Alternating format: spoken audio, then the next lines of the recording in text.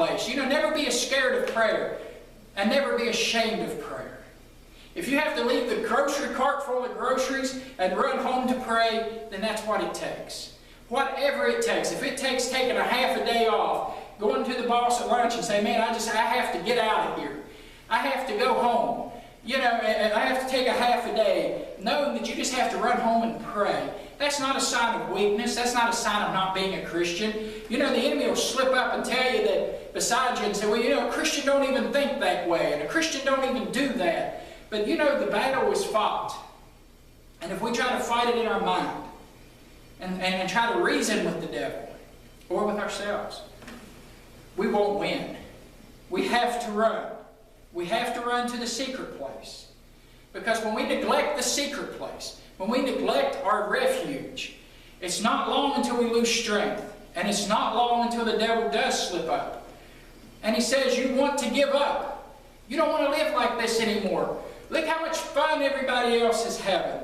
When you sure when you enjoy having blank or blank, whatever the case may be, that's the time when you need to run to prayer. And I mean run to the secret place. Even if he tempts you with something and you want it. Some people say that you don't want to do that, and I'm not saying you do.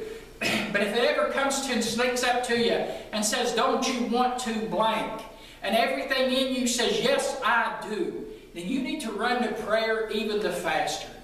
If the devil will come and say, well, you've already backslid, you're already away from God, or you wouldn't want that. I tell you now that if you can run to prayer, there is hope. If you can run to prayer, God will hear your prayer. God will help you, and God will give you the victory if you will pray to Him. He saw those problems. He saw what we go through. He saw our weaknesses and our confusion. He's seen the things that stand. He saw the things that we go through, and what we would say, what we would do, what we would think, and those temptations while He was hanging on the cross.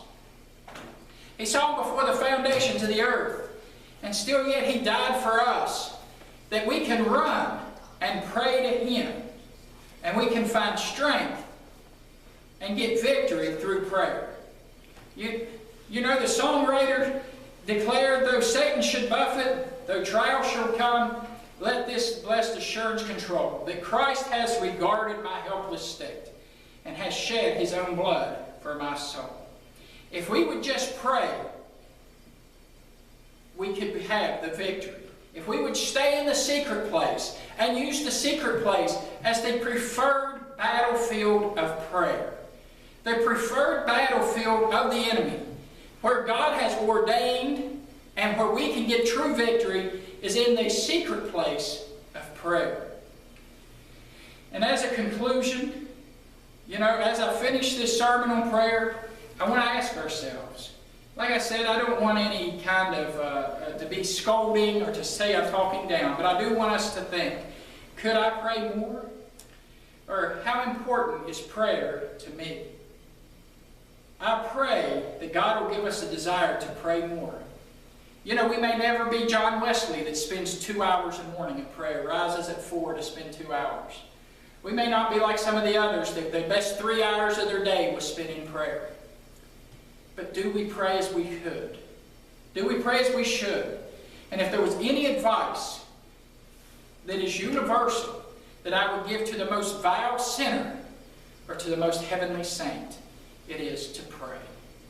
Prayer is the answer. Pray for strength and time to pray. Pray for a desire to pray. Pray to learn to pray. Prayer is the answer. And victory will be found